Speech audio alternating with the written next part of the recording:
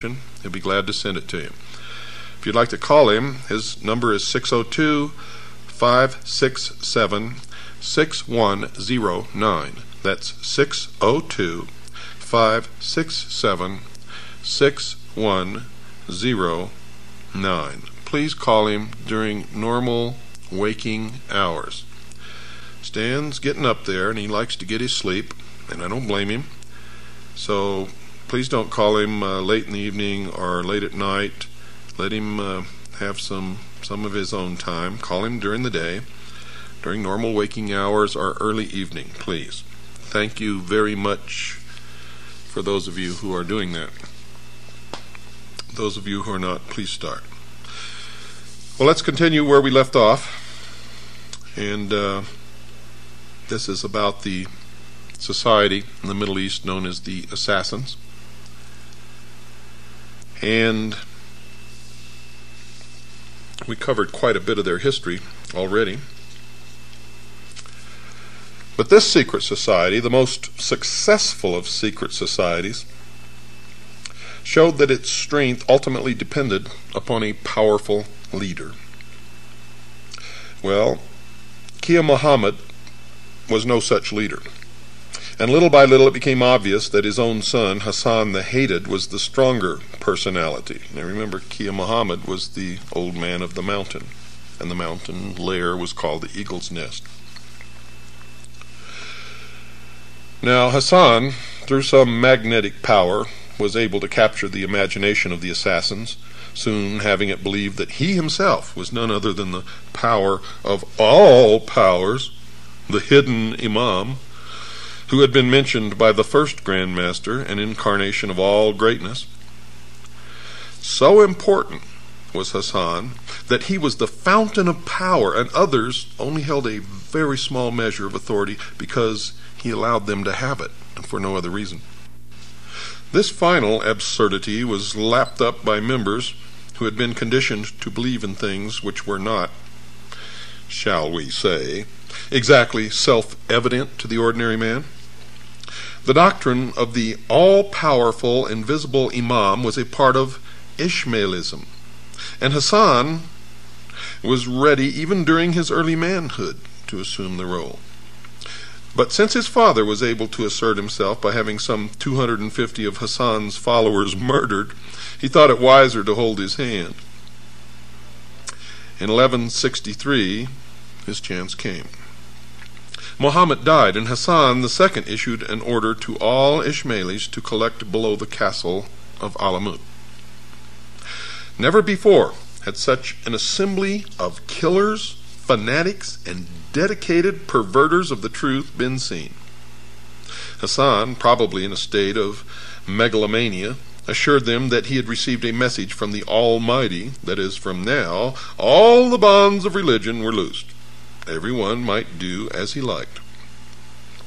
Later, in the modern age, we were to hear that again as, quote, the whole of the law shall be do as thou wilt, unquote.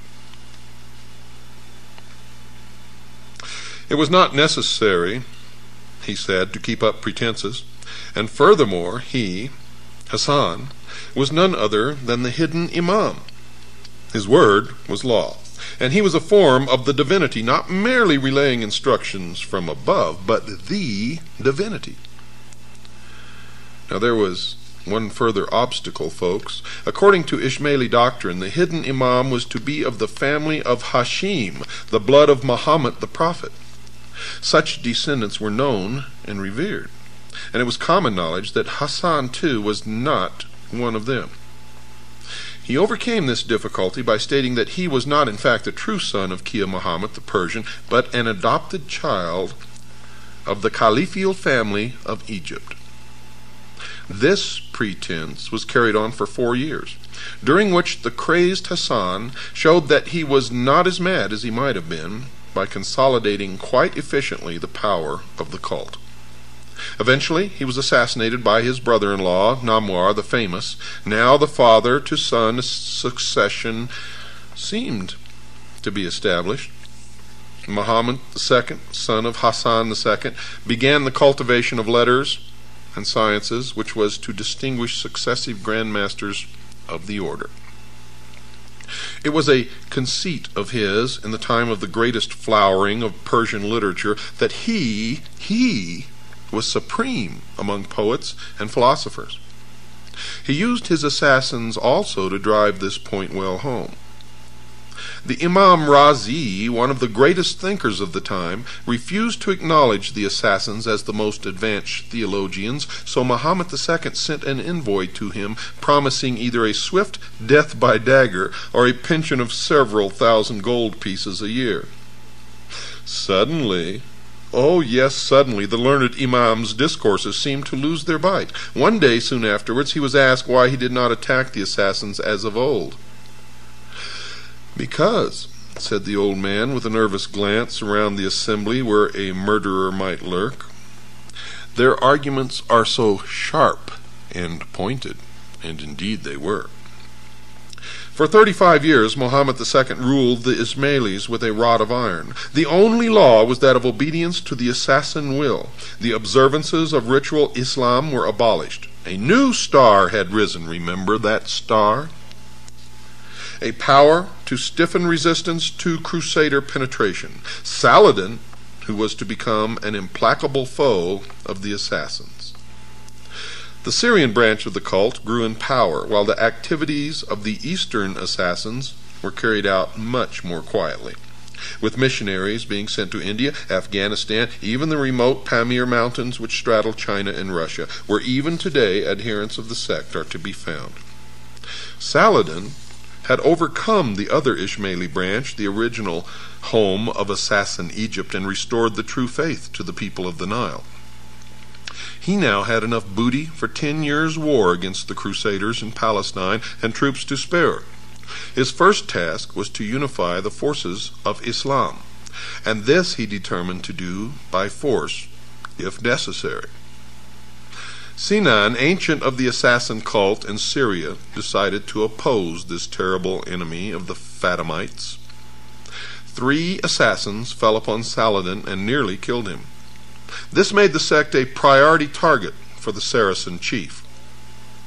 The old man of the mountain, for his part, who was now Muhammad II, now unleashed a succession of fanatics and every kind of disguise upon Saladin. And by 1176, Saladin decided that an end must be put to the cult. He invaded their territory and started to lay it waste when the assassin chief offered him freedom of action to fight the Crusaders and no further attempt upon his life, if the cult were spared. Now these terms were agreed to, and henceforth no assassin ever again attempted to molest Sultan Saladin. This period introduces Sinan as yet another strange and terrible assassin leader, for he had decided that he was the incarnation of all power and deity, and that he would live the part. Sinan was never seen to eat or drink, sleep, or even to spit. Now can you imagine this? A living human being, never seen to eat or drink, sleep, or even to spit. Between sunrise and sunset, he stood on a pinnacle of rock, dressed in a hair shirt, and preached his own power and glory to delighted assassins. Have you ever worn a hair shirt? Have you ever stood on a pinnacle of rock between sunrise and sunset? I mean every sunrise and sunset? And wearing a hair shirt every sunrise and sunset? Well, folks, this is historic fact. This is not something that someone made up.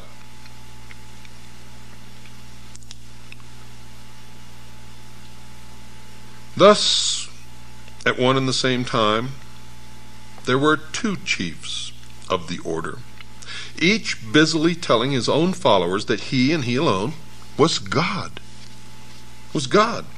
Hassan in Persia, Sinan in Syria, each commanded legions of devoted killers, all committed by oath to follow his path. When Muhammad II died, he was succeeded by his son Jaluluddin, who completely reversed the orders that the assassins were to have no outward religious observances. You see, he felt that he could do a great deal by adopting the cloak of orthodox piety, and sent ambassadors far and wide to announce his maintenance of the true faith. He went so far as to curse his predecessors publicly in order to convince the incredulous that such a people as the Assassins